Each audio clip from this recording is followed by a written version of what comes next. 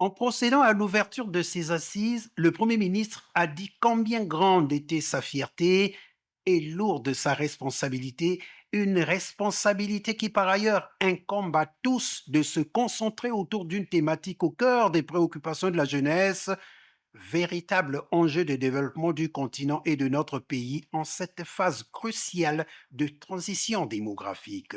Avec une population d'1 824 495 jeunes âgés de 20 à 39 ans, représentant environ 30% de notre population, la jeunesse congolaise a poursuivi Anatole Kolini Makosso est le pilier sur lequel s'appuie notre capacité à développer et à répondre aux enjeux d'un monde de plus en plus interconnecté, complexe et de plus en plus fragile. Les assises de ce jour s'inscrivent dans la continuité de la dynamique nationale, impulsée par son Excellence M. Denis Sassou Nguesso, président de la République, chef de l'État, qui a fait de l'année 2025 le prolongement de l'année de la jeunesse décrétée en 2024 et appelée à se poursuivre.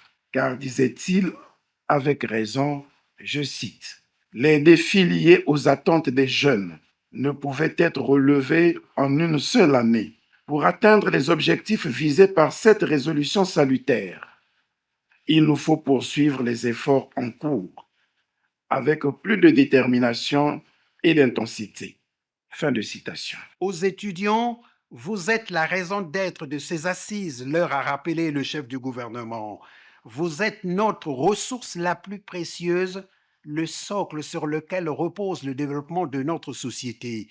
Vous êtes la force de proposition avant de les exhorter ainsi à participer de manière active aux travaux de ces assises. Votre mobilisation ce jour, chers jeunes, est donc le signe de votre détermination à accompagner les politiques que nous menons à votre endroit et le gage qu'ensemble, État, université, école, entreprise et aussi vous-même, les jeunes, nous avons à identifier les défis auxquels les jeunes font face afin d'élaborer des approches spécifiques pour les accompagner vers l'emploi durable.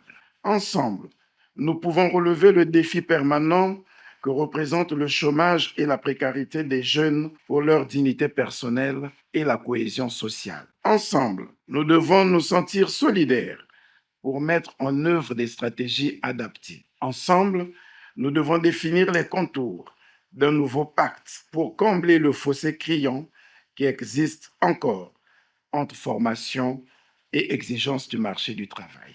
L'école et l'université ne peuvent plus demeurer uniquement des berceaux de transition du savoir.